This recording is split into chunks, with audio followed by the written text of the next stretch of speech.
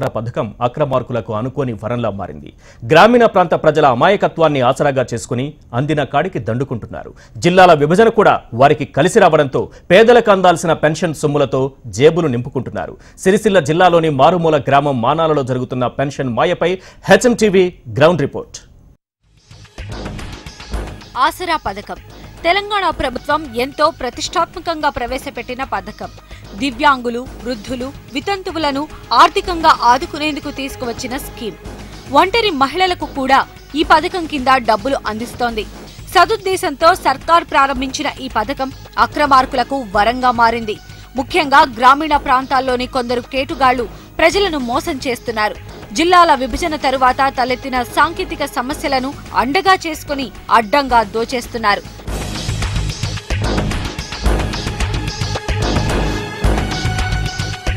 ఇది నూతన జిల్లా అయిన సిరిసిల్ల జిల్లాలోని మానాల గ్రామం.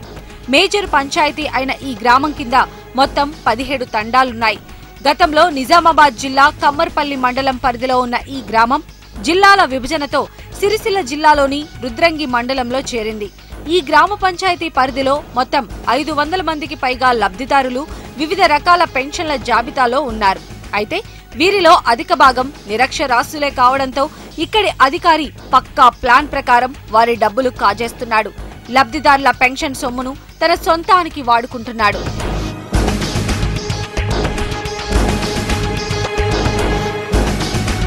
పెన్షన్ల పంపిణీ కోసం అంజయ్య అనే ఈ వ్యక్తిని ఫినోగా నియమించారు అధికారులు. నెల నెలా పెన్షన్ సొమ్మును లబ్ధిదారులకు టంచనుగా అందించేవాడు అంజయ్య. జిల్లాల విభజనతో మానాల గ్రామం నిజామాబాద్ నుంచి సిరిసిల్ల జిల్లాలోకి మారడంతో అంజయ్య కూడా మనసు మార్చుకున్నాడు. ఆసరా పెన్షన్లను దర్జాగా నొక్కేస్తున్నాడు. జిల్లా మారిన అధికార మార్పిడి పూర్తి స్థాయిలో జరగకపోవడంతో అటు నిజామాబాద్ ఇటు సిరిసిల్ల జిల్లా అధికారులు ఈ గ్రామంపై దృష్టి పెట్టలేదు. దీనినే అనుకూలంగా మార్చుకున్న ఈ అక్రమార్కుడు తాను చెప్పిందే మాట, ఇచ్చినవే డబ్బులు అన్నట్లుగా చెలరేగిపోతున్నాడని లబ్ధిదారులు ఆరోపిస్తున్నారు. బుక్ ఉంచుకుంటారు, ఆ బుక్ ఏమో ఇయ్యరు, మళ్ళీ ఇలా ఫింగర్ పడతలేదు, సగం ఇస్తారు, సగం ఏమో ఫింగర్ పడతలేదు అంటారు. మళ్ళీ సరిగా డబ్బులు కూడా సరిగా వంచలేరు. ముసలి అత్తరు కూకుండా పొద్దు నుంచి సాయంత్రం దాకా కూకుంటారు. కూకుండి రోజు ఇదే వారం రోజులు తిరుగుతారు. వీళ్ళేమో పైసలు ఇయ్యారు సార్. చిట్టి ఇదే చిట్టి మీద ఇలా ఇయ్యలేడు. మళ్ళీ పోయి వచ్చిన 2-3 సార్లు రోజు బాగా కొడుకు తోలెత్తున్నా. రేపురా, ఎల్లుండిరా, సోమవారం రాడా, ఆ రోజు ఇస్తా, రోజు పోచుడారు. కాలుతోటి పోడు, బండి మీద ఎవరు ఎక్కిత్తలేరు ఎండా. కానీ ఫింగర్ తీసుకుంటాడు. ఇక ఫింగర్ తీసి మా పైసలు ఎప్పుడు అంజి పైసలు ఎప్పుడు అంటే ఏమంటాడంటే, అబ్బా నీ కొడుకుతోని పంపుతా, లేకుంటే సోమవారం రా వేస్తారం రా. ఇక నడుస్తున్నాము, ఇలా వస్తాయో రేపు వస్తాయో, పోగా 15 రోజులు అవుతాయి. నిజానికి పెన్షన్ తీసుకునే ముందు లబ్ధిదారులు మస్ట్ గా ఫింగర్ ప్రింట్ ఇవ్వాలి. ఆ తరువాత వారికి ఓ రిసిప్ట్ ఇస్తారు. ఆ రిసిప్ట్ ఉంటేనే వారికి డబ్బులు అందుతాయి. ఫింగర్ ప్రింట్ తరువాత లబ్ధిదారులకు రిసిప్ట్ ఇస్తున్న అంజయ్య వెంటనే డబ్బులు మాత్రం అందించడం లేదంటున్నారు గ్రామస్తులు. ఇప్పుడు ఒక నెల రాలేదనుకో, నీ ఫింగర్ పడలేదమ్మా అంటారు. నెక్స్ట్ మంత్లో ఫింగర్ తీసుకుంటారు. 2000 రిసిప్ట్లు వస్తాయి కదా సార్, ఆ 2000 ఒకసారి ఇయ్యరు, 1000 రూపాయలు ఇచ్చేస్తారు. పైసలు లేవు, రేపు రా మాపురా అని అంటారు. అంటే నెలకు ఒకసారి కూడా ఇస్తలేరు ఇక్కడ ఫింగర్.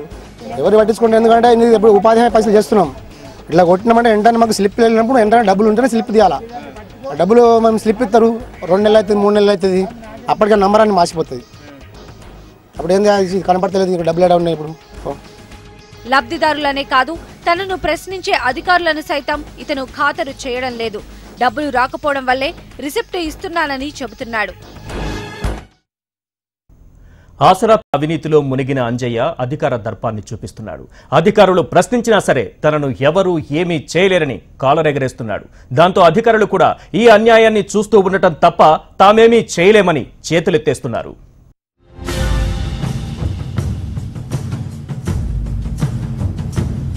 ఫినో అంజయ్య అవినీతిని హెచ్ఎంటీవీ బట్టబయలు చేసింది. లబ్ధిదారులకు అతడు చేస్తున్న అన్యాయంపై అధికారులకు సమాచారం అందించింది. దీంతో రంగంలోకి దిగిన ఆఫీసర్లు వివరణ కోరితే నిర్లక్ష్యంగా జవాబివ్వడమే కాదు, ఏకంగా సీఎం కేసీఆర్ వచ్చినా తనను ఏమీ చేయలేరంటూ చెప్పడం అందరినీ నివ్వెరపరిచింది. ఇక్కడ 583 మందికి పింఛన్ వస్తుంది. వృద్ధాప్య 583 మందికి పింఛన్ వస్తుంది. ఇక్కడ బయోమెట్రిక్ తో పేమెంట్ జరుగుతుంది. ఇక్కడ సెక్రటరీ ప్రాబ్లంతో ఇక్కడ పేమెంట్ జరగట్లేదు. ఒక 28 మంది పేమెంట్ ఉంటారు. ఆ తంబు సెక్రటరీ పెట్టాలి కాబట్టి సెక్రటరీ రాక ఈరోజు పేమెంట్ అయింది. ఈ నెలలో పేమెంట్ గవర్నమెంట్ ఇవ్వలేదు. ఇవ్వకపోయేసరికి మేము 280 మంది తీసినాము. ఇంకా 238 మందికి పేమెంట్ తీయాలి ఈ నెలలో. అంజయ్య ఆసరాతోనే ఆగిపోలేదని, ఉపాధి హామీ పథకం సొమ్ములను కూడా కాజేస్తున్నాడని గ్రామస్తులు ఆరోపిస్తున్నారు. అదేమని ప్రశ్నిస్తే పెన్షన్ రాకుండా చేస్తానని బెదిరిస్తున్నాడని వాపోతున్నారు. ఇప్పుడు ఒక నెల రాలేదనుకో, నీ ఫింగర్ పడలేదమ్మా అంటారు, ఫింగర్ పడలేదమ్మా అంటారు. నెక్స్ట్ మంత్లో ఫింగర్ తీసుకుంటారు. 2000 రిసిప్ట్లు వస్తాయి కదా సార్, ఆ 2000 ఒకసారి ఇయ్యరు, 1000 రూపాయలు ఇచ్చేస్తారు. పైసలు లేవు, రేపు రా మాపురా అని అంటారు. అంటే నెలకు ఒకసారి కూడా తిత్తలేరు ఇక్కడ ఫింగర్. ఇలా ఇప్పుడు ఫింగర్ తీయలే అనుకో, మళ్ళీ నెక్స్ట్ మంత్లో ఫింగర్ తీస్తారు. ఈ 1000, 2000 ఏమో ఇంకో నెలలో తీస్తారు అన్నట్టు. అది తీసినా కూడా సరిగా ఇయ్యరు. ఇప్పుడు రిసిప్ట్ తీస్తే అందులోకి కంప్యూటర్లోకి రిసిప్ట్ వెళ్తే ఏంటంటే పైసలు ఇస్తారు కదా సార్, ఇది అట్లా ఇస్తలేరు. అయితే దీనికి కారణం మానాల గ్రామం సిరిసిల్ల జిల్లాలోకి మారిన రెవెన్యూ డివిజన్ మారకపోవడమే కారణమంటున్నారు రుద్రంగి మండల అధికారులు.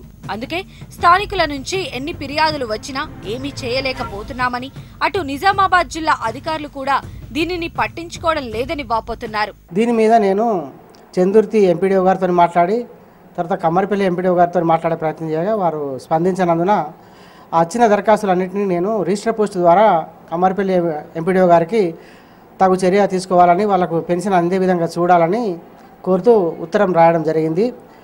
ఆ ఉత్తరం యొక్క ప్రతిని శ్రీయుత జిల్లా కలెక్టర్ రాజన్న సిరిసిల్ల గారికి మరియు శ్రీయుత జిల్లా కలెక్టర్ నిజామాబాద్ గారికి కూడా సమర్పించడం జరిగినది. జిల్లాల విభజన తరువాత తలెత్తిన ఈ సమస్యను పరిష్కరించేందుకు అధికారులు ఇప్పటికైనా చొరవ చూపాలంటున్నారు గ్రామస్తులు.